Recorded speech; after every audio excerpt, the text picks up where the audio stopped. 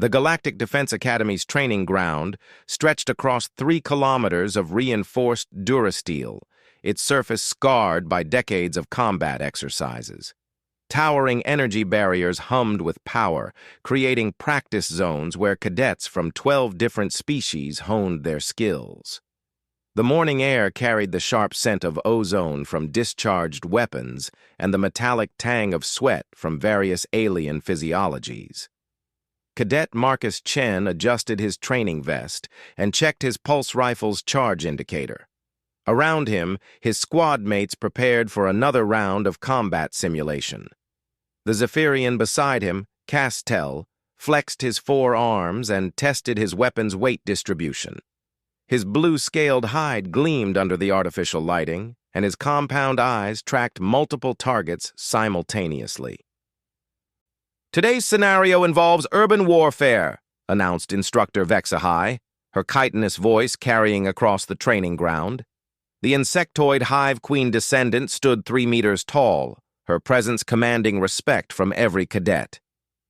"You will face quantum rifle fire, ion grenades, and neural scramblers. These weapons are set to training intensity, but I warn you, training intensity can still cause serious injury or unconsciousness." Marcus nodded along with the others. He'd been at the academy for 6 months now, and while he'd proven competent in tactics and marksmanship, he knew many of his alien classmates still viewed humans with curiosity and mild skepticism. Humans were new to the galactic community, having only achieved faster-than-light travel 15 years ago. Most species had millennia of spacefaring experience. The crystalline cadet Zithara chimed softly, her translucent body refracting the overhead lights into rainbow patterns. "The neural scramblers concern me most. Even at training intensity, they can cause memory disruption lasting several days." "That's why we train," rumbled Thorak, a massive granite skin whose stone-like hide could deflect most small arms fire. His species had evolved on a high-gravity world where falling rocks were a daily hazard. Pain teaches caution. Caution keeps you alive. Marcus found himself grouped with Castel, Zithara, a voidwalker named Shendu whose shadow-like form seemed to absorb light, and a plasma heart called Feltara whose internal furnace glowed visible through her semi-transparent skin. They were designated as Blue Squad for this exercise. The training scenario placed them in a mock city district, complete with multi-story buildings, narrow alleys, and civilian zones they had to avoid hitting. Their mission? Neutralize a terrorist cell holding hostages in the central tower. The opposing force consisted of senior cadets and automated defense systems. "Remember," Castel said as they approached their assigned entrance, "humans are known for tactical thinking and adaptability. We'll rely on your strategic insights, Marcus." Marcus appreciated the confidence, though he wondered if it was entirely deserved. Human combat doctrine was still being integrated into galactic military thinking. "Let's move. Stay low and watch for crossfire." They entered the mock city through a damaged storefront. Immediately, the sounds of simulated combat echoed from deeper in the complex. Red Squad was already engaging the enemy from the north entrance, their energy weapons lighting up the artificial twilight. The first obstacle came quickly. A quantum rifle nest had been established in a second-story window, covering the main avenue they needed to cross. Quantum rifles fired compressed energy packets that could penetrate most armor and cause severe neural disruption on impact. "Zithara, can you refract their targeting systems?" Marcus asked. The crystalline cadet's body shifted, bending light around herself until she became nearly invisible. "I can provide cover, but only for 30 seconds before my cellular structure overheats." "That's enough. Shendu, shadow step to that building across the street and provide covering fire. The rest of us will rush the rifle nest when they're suppressed." The plan worked perfectly for the first phase. Zithara's light bending confused the rifle's targeting system, while Shendu's void-touched energy bolts forced the gunners to take cover. Marcus, Castell, and Feltara sprinted across the avenue, their boots pounding on the artificial street surface. They were halfway across when everything went wrong. A hidden neural scrambler activated from a basement position they hadn't detected. The invisible psychic pulse hit all three runners simultaneously. Neural scramblers worked by overloading the nervous system, causing immediate collapse and temporary paralysis in most species. Feltara dropped first, her plasma heart flickering as her body went limp. Castell managed 2 more steps before crashing to the ground, his forearms twitching uncontrollably. Both cadets lay motionless, their consciousness scattered by the neural assault. Marcus felt the scrambler hit him like a sledgehammer to the skull. The psychic pulse tore through his nervous system, setting every nerve ending ablaze with confused signals.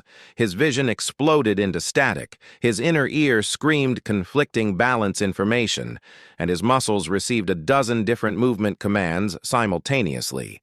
Any normal cadet would have collapsed instantly. The neural scrambler's training setting was specifically calibrated to incapacitate without causing permanent damage, but incapacitation was still the expected result. Marcus stumbled but kept moving. From the Overwatch position, Instructor Vex High's compound eyes widened in surprise.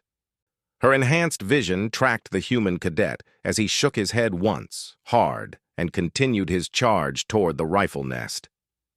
Impossible, she chittered to herself. Her instruments clearly showed the neural scrambler had fired at full training intensity. At that level, even a granite skin would be down for several minutes. In the rifle nest, the 2 senior cadets operating the quantum rifle stared in disbelief. They'd watched the human take a direct neural scrambler hit. They'd seen his stride falter and his head snap back from the impact. But instead of falling like his squad mates, he was still coming. If anything, he looked angry. "Fire!" shouted the quantum gunner, a reptilian Sisk with excellent reflexes. The quantum rifle discharged its compressed energy packet directly at Marcus's center mass. Quantum rounds were designed to disrupt molecular cohesion on impact, causing immediate unconsciousness through cellular shock. At training intensity, they merely caused severe pain and temporary paralysis. The round hit Marcus square in the chest. Blue energy crackled across his training vest as the quantum field disrupted his body's electrical system. The impact should have thrown him backward and left him twitching on the ground for at least 10 minutes. Marcus grunted, stumbled backward 2 steps, and kept coming. "What is he?" whispered the rifle operator's spotter, a nervous hive descendant whose antennae were vibrating with fear. Marcus reached the building and kicked in the door. His chest ached where the quantum round had hit, and his head still throbbed from the neural scrambler, but he functioned. The pain was significant but manageable, like a bad headache and a stomach punch combined. The 2 senior cadets in the rifle nest heard boots pounding up the stairs. They abandoned their position and fled toward the building's rear exit, unwilling to face whatever the human had become. "Blue Squad leader to all units," Marcus spoke into his comm unit, his voice steady despite the double hit he'd absorbed. "Marcus here. Feltara and Castell are down from a neural scrambler. I've neutralized the quantum rifle position. Zith Ara, Shendu, advance to the next checkpoint. I'll cover our fallen team members until medical arrives." Across the training ground, cadets from other species had stopped their own exercises to stare. Word spread quickly through the communication networks. The human had taken a neural scrambler hit and a quantum rifle round within seconds of each other and was still operational.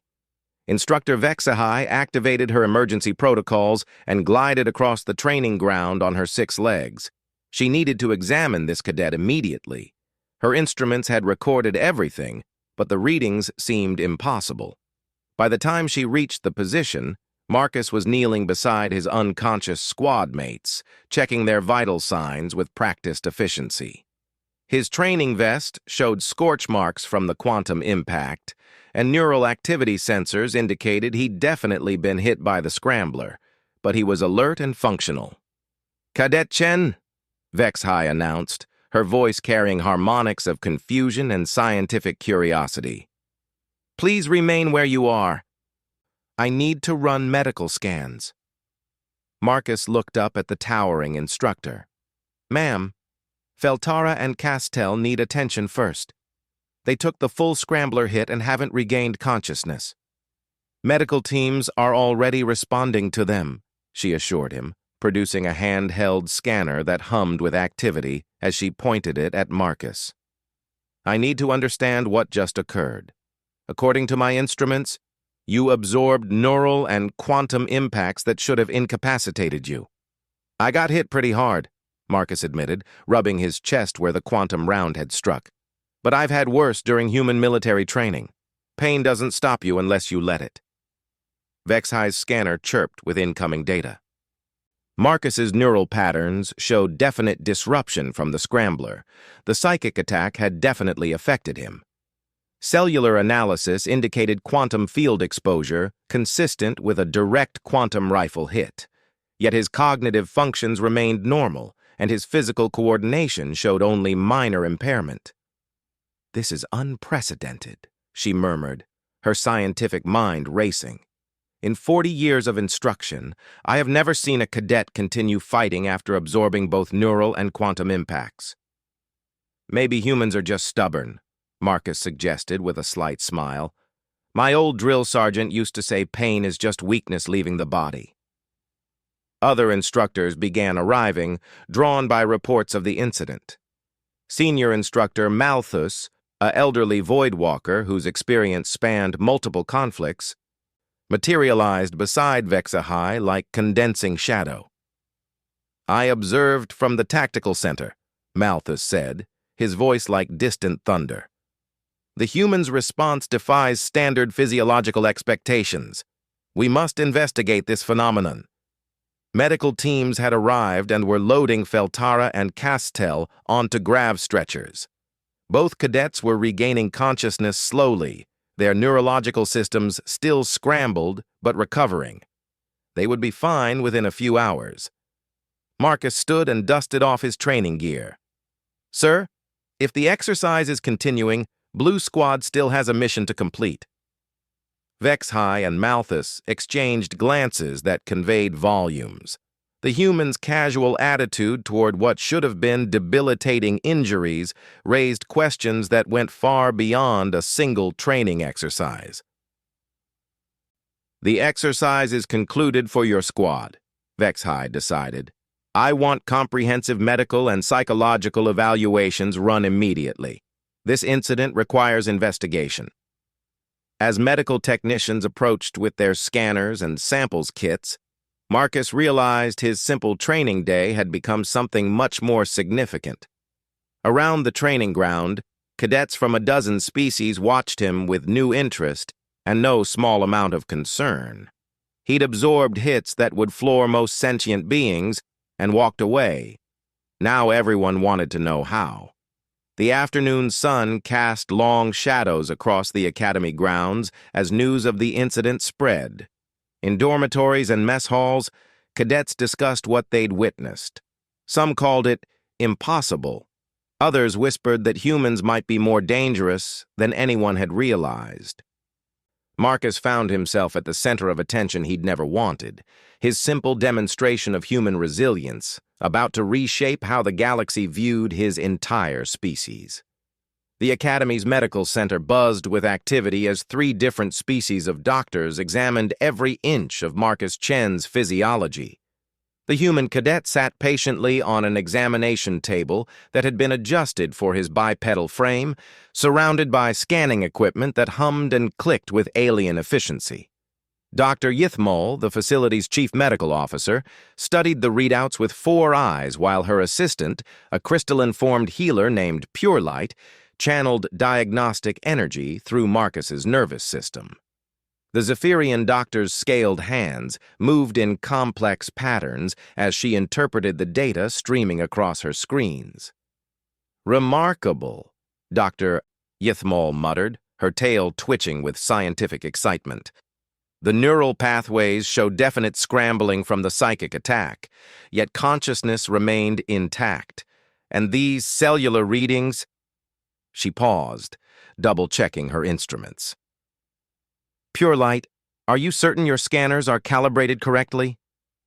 The crystalline healer's form chimed melodically. All instruments function within normal parameters, Doctor. The human's cellular structure shows quantum field exposure consistent with direct quantum rifle impact, yet no cellular collapse occurred. The energy was absorbed and dispersed through unknown mechanisms. Marcus watched their confusion with growing unease. Is something wrong with me? Wrong? Dr. Yithmol's laugh was like wind chimes in a storm. Child, you may represent the most significant physiological discovery in the past century. Your species' durability appears to exceed our most optimistic projections by several orders of magnitude. The examination room's door hissed open, admitting Instructor Vexhai along with several Academy senior staff. Behind them walked a figure Marcus had only seen in holographic briefings, Admiral Cathara of the Galactic Defense Council, her iridescent carapace marking her as one of the ancient Hive Queen lineage. Doctor, what have you discovered? The Admiral's voice carried harmonics of authority that made the air itself seem to vibrate. Dr. Yithmol gestured to her displays. Admiral, this cadet's physiological responses challenge our fundamental understanding of neural and quantum impacts. According to our readings, he should have been unconscious for hours, yet he maintained full combat effectiveness. Admiral Cathara approached the examination table, her compound eyes studying Marcus with intense interest. Cadet Chen, I've reviewed the incident recordings. Your performance was unprecedented. I just did what my training taught me, ma'am, Marcus replied. Human soldiers are trained to fight through pain and disorientation. But this transcends mere training, Vexhai interjected. I've overseen combat instruction for 4 decades. No species maintains cognitive function after simultaneous neural and quantum attacks. The physiological impossibility. Perhaps, the Admiral interrupted. The impossibility lies in our assumptions rather than the cadet's abilities. She turned back to Marcus. Tell me about human military conditioning. How do your warriors prepare for combat stress? Marcus considered the question carefully. We learned that pain is temporary, but mission failure can be permanent. Human soldiers train in extreme conditions, sleep deprivation, physical exhaustion, psychological pressure. We're taught that your body will quit long before your mind has to. Pure Light's crystalline form pulsed with curiosity. Your species deliberately subjects itself to suffering for preparation purposes? Not suffering exactly, Marcus corrected. Stress inoculation. We expose ourselves to controlled hardship so that real hardship doesn't break us. Every human military trains this way. It's been our doctrine for thousands of years. Dr. Yithmol's tail stopped twitching as comprehension dawned. You're describing systematic neural conditioning. Your species has unknowingly developed resistance to psychic attacks through deliberate exposure to extreme stress. And the quantum resistance? Admiral Cathara asked. Possibly related to human cellular structure, Pure Light chimed. Their DNA shows unusual redundancy patterns.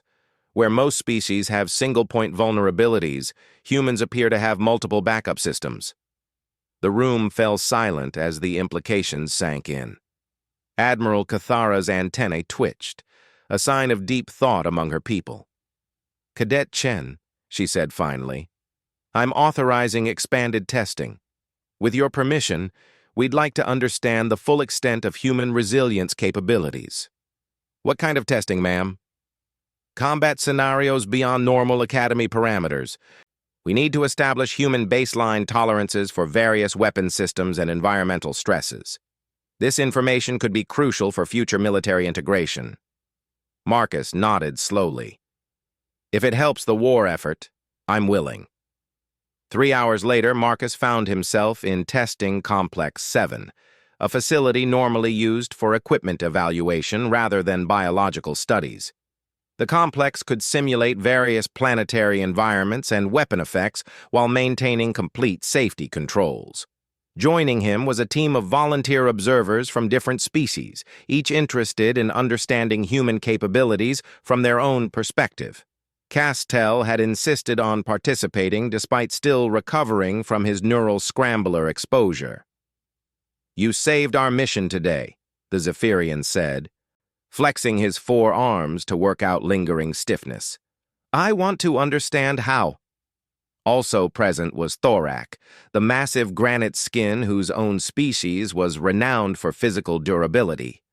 "My people evolved on a world of falling mountains," he rumbled. "Yet even we would struggle with what you endured." The first test involved graduated neural scrambler exposure. Dr. Yithmol monitored Marcus's brain activity while slowly increasing the psychic intensity from training level toward combat power. "Mild discomfort at 20% combat intensity," Marcus reported through his comlink. "Some visual distortion, but manageable." The observers exchanged glances. 20% combat intensity would render most species unconscious. 30%, Dr. Yithmol announced. "Headache building," Marcus replied. "Balance slightly affected, but I can still move normally." At 50% combat intensity, a level that would kill most unprotected minds, Marcus began showing significant stress indicators, but remained conscious and functional. "That's enough neural testing," Dr. Yithmol declared. "Any higher risks permanent damage." The quantum resistance tests proved equally remarkable. Marcus absorbed direct quantum rifle hits at progressively higher intensities, each impact that should have resulted in cellular collapse, instead causing temporary pain and minimal impairment. "Your cellular structure disperses quantum energy like water flowing around a stone," Pure Light observed. "The energy passes through with minimal structural damage." Admiral Cathara watched from the observation deck, her ancient mind processing implications that reached far beyond simple combat applications. "Doctor, could this resistance be enhanced through training?" "Theoretically, yes. If human neural conditioning can be improved through exposure, their natural resilience might be similarly developed."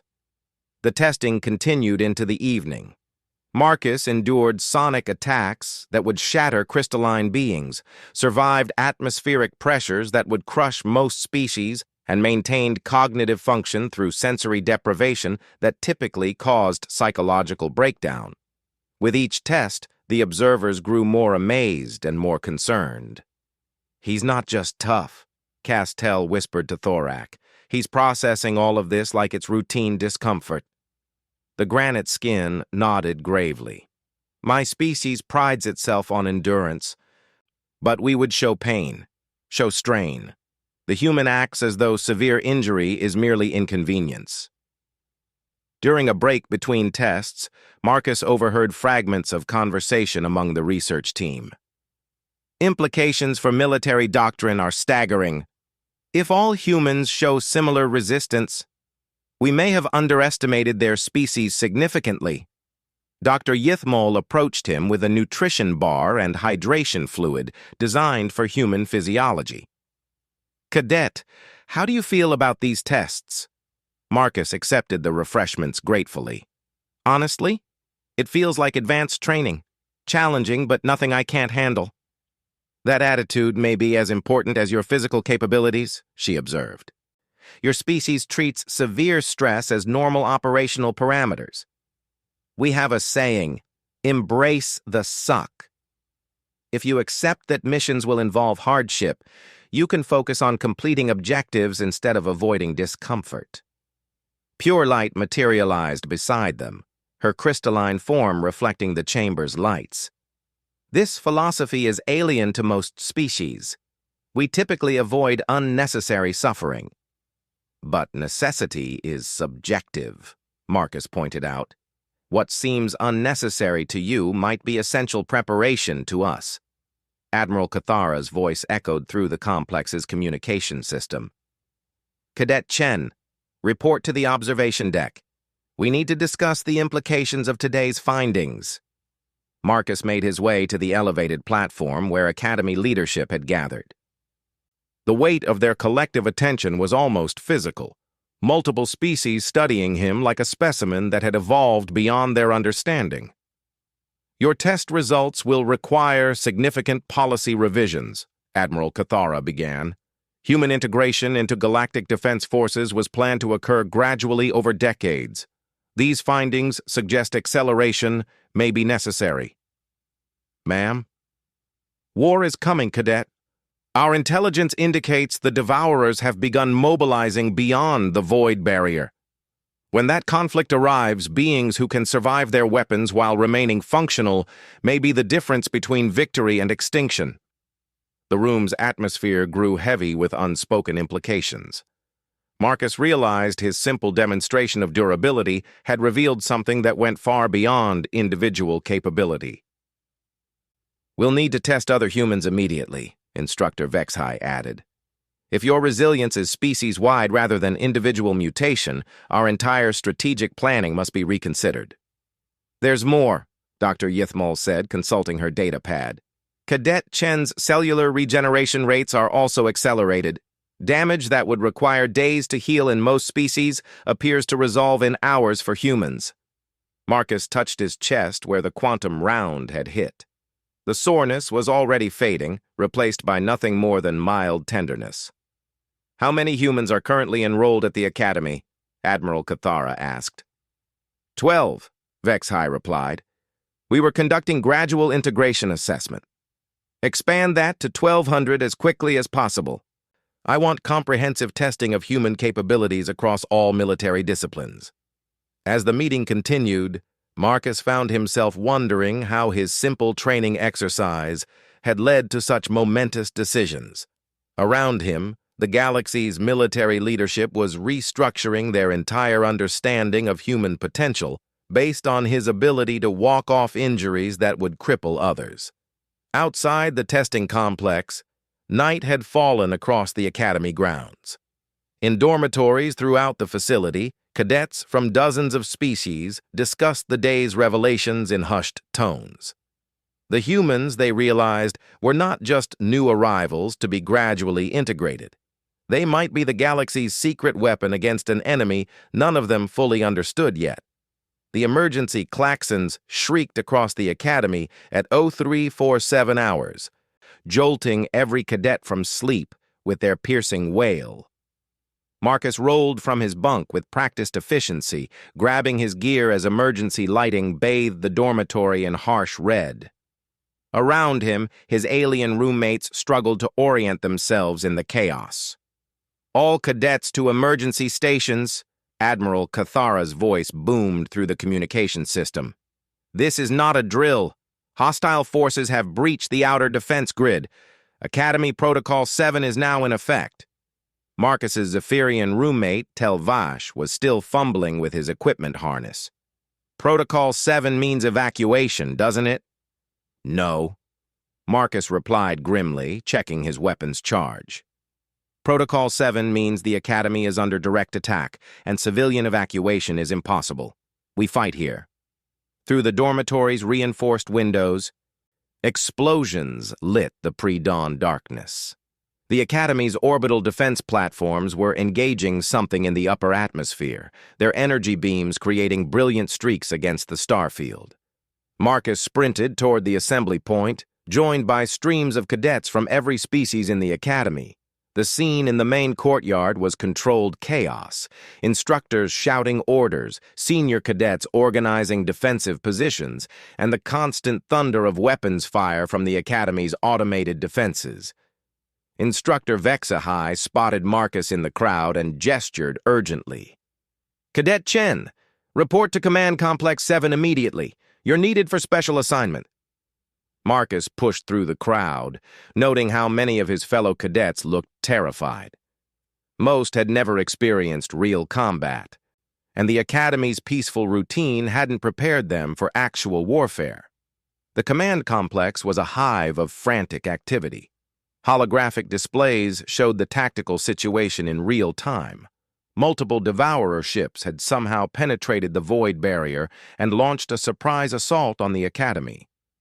The alien vessels moved like living shadows, their biomechanical hulls defying conventional sensors. Admiral Cathara stood at the center of the complex, her compound eyes tracking dozens of data streams simultaneously. Cadet Chen, your timing is perfect. We have a critical situation. She gestured to a tactical display showing the Academy's lower levels. The Devourers have deployed terror weapons into our underground facilities. These devices generate psychic fields designed to incapacitate all higher life forms through overwhelming fear and neural disruption. Marcus studied the display. How overwhelming are we talking about, ma'am?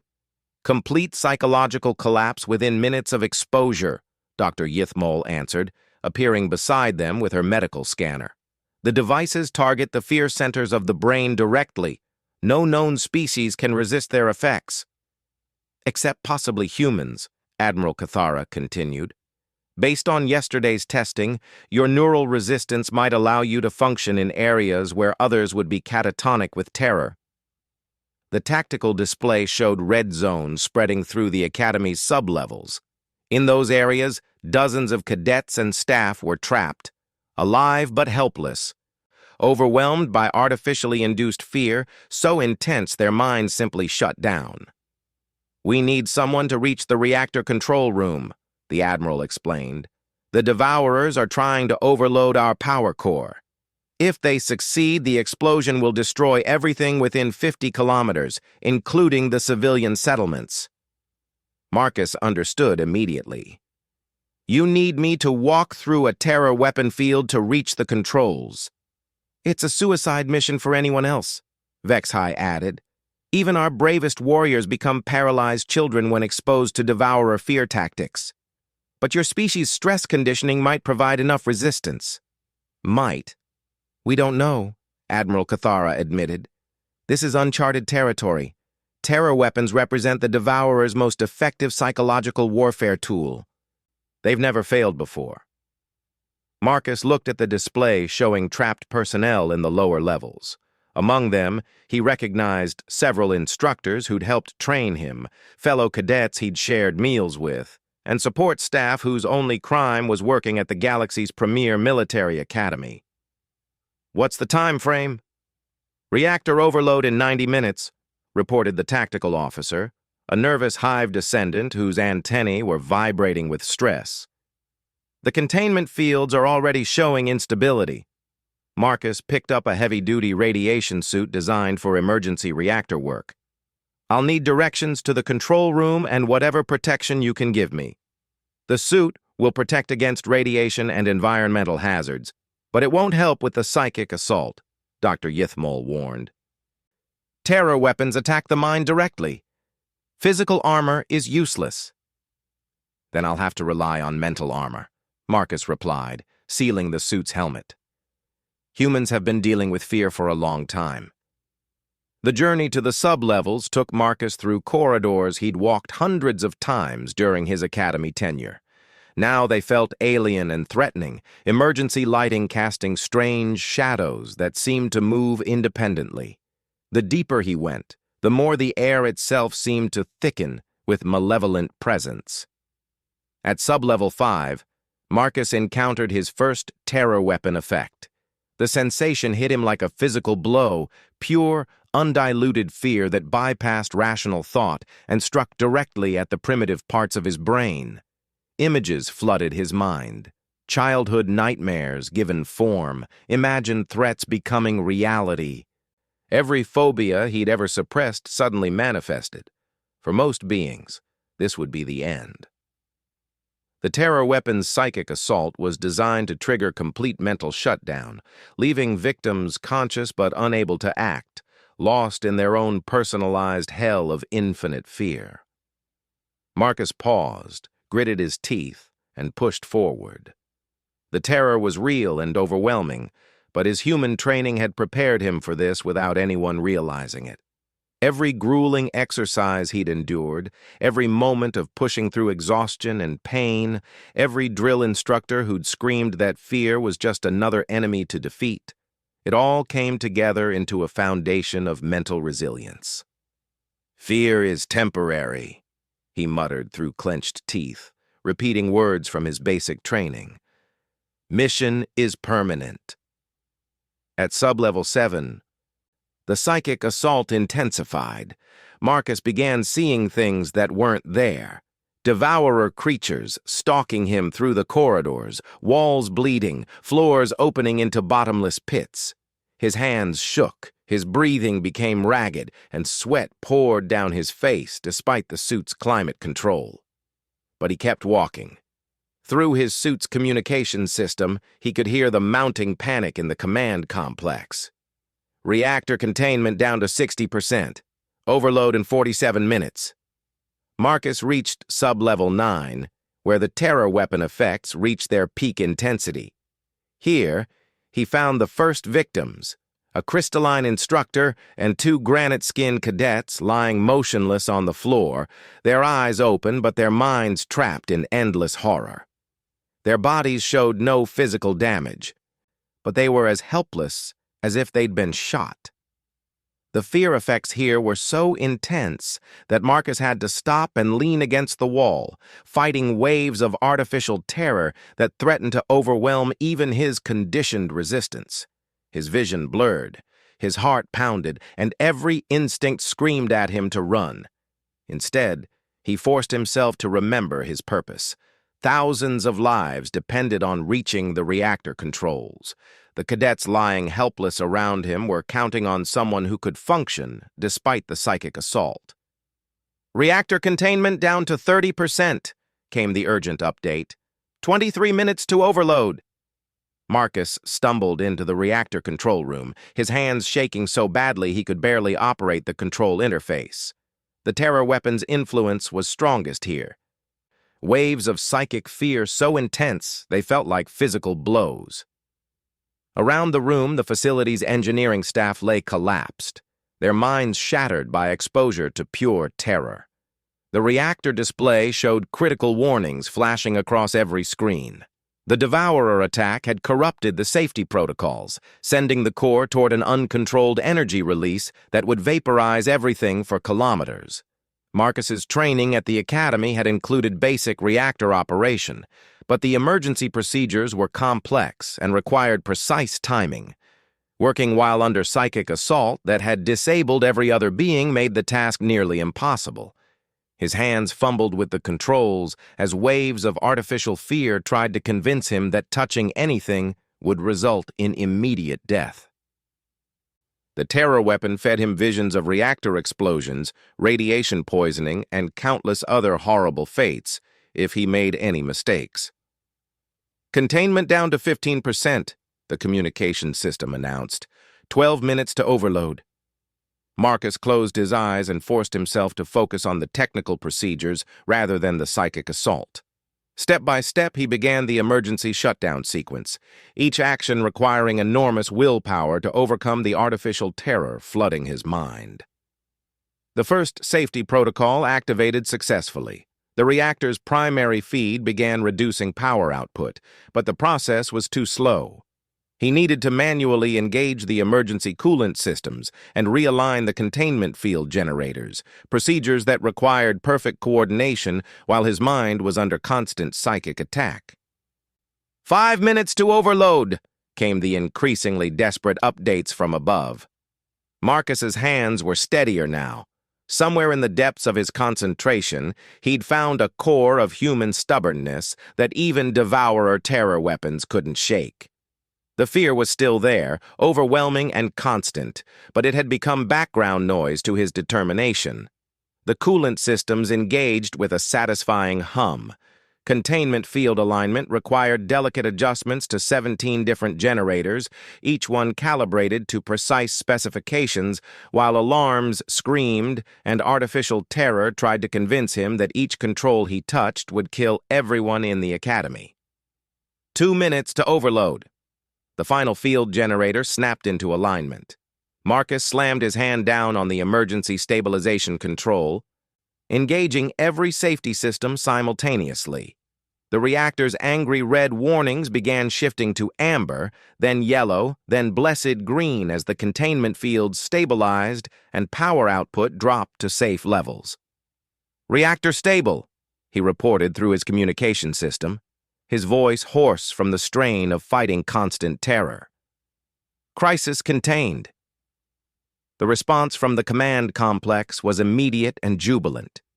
Through his helmet speakers, Marcus could hear cheering from multiple species as the tactical displays showed the reactor threat neutralized. But the terror weapons were still active, and dozens of Academy personnel remained trapped in psychic paralysis throughout the lower levels. Marcus realized his work wasn't finished. Over the next hour, he methodically searched each sub-level, locating and destroying the terror weapon devices that were keeping his fellow cadets and instructors helpless. Each device required him to endure concentrated fear effects while dismantling alien technology, but his human resilience allowed him to function where others would have collapsed. When the final terror weapon was destroyed, the psychic assault vanished like a broken fever. Throughout the sub-levels, trapped personnel began recovering, their minds slowly clearing from the artificial nightmare that had held them prisoner. Marcus emerged from the sub-levels to find the Academy's main courtyard filled with cheering cadets and faculty. The Devourer ships had retreated when their terror weapons failed, apparently unprepared for any species that could resist their primary weapon. Admiral Cathara approached him as he removed his radiation helmet, her compound eyes reflecting something that might have been awe. "Cadet Chen, you've just demonstrated why humans may be the key to winning this war. The Devourers have never encountered a species that could function under terror weapon assault." "I was just doing my job, ma'am," Marcus replied, though the exhaustion of fighting constant psychic terror was finally catching up to him. "Your job was to survive the Academy's training program," she corrected. "What you accomplished today was save thousands of lives through capabilities your species didn't even know it possessed." Around them, cadets from dozens of species looked at Marcus with newfound respect and understanding. The human who had walked off injuries that would floor most beings had proven that human resilience went far beyond physical durability. Dr. Yithmol approached with her ever-present scanner, checking Marcus for psychological damage from prolonged terror weapon exposure. "Remarkable," she murmured, studying the readings. "Definite stress indicators, but no lasting neural damage. You experienced the full psychic assault and maintained cognitive function throughout." "How?" asked Castell, who had been among the rescued cadets from sub-level 5. "The fear was so intense I couldn't even think. How did you continue functioning?" Marcus considered the question carefully. Human military doctrine teaches that courage isn't the absence of fear. It's doing what needs to be done despite being afraid. I was terrified the entire time, but the mission was more important than the fear. Instructor Vexhai nodded approvingly. That mindset may be humanity's greatest weapon against the Devourers. They rely on psychological warfare because most species become helpless when confronted with overwhelming fear. But humans? Humans embrace the suck, Marcus finished with a tired smile. As dawn broke over the Academy, emergency repair crews worked to restore damaged systems, while xenobiologists studied the captured terror weapon technology. The Devourer attack had failed, but it had revealed something far more valuable than any intelligence about enemy capabilities. It had shown that humans possessed natural resistance to the galaxy's most feared weapons, and that resistance might be the key to survival in the war that was coming. In the weeks that followed, human enrollment at the Academy would expand exponentially. The galaxy's military leaders had discovered that sometimes the most powerful weapon wasn't superior technology or advanced tactics. Sometimes it was simply the stubborn refusal to quit when everyone else would have given up. Marcus returned to his regular training schedule, but now with the knowledge that his species' greatest contribution to galactic defense might be their capacity to walk through hell and keep going.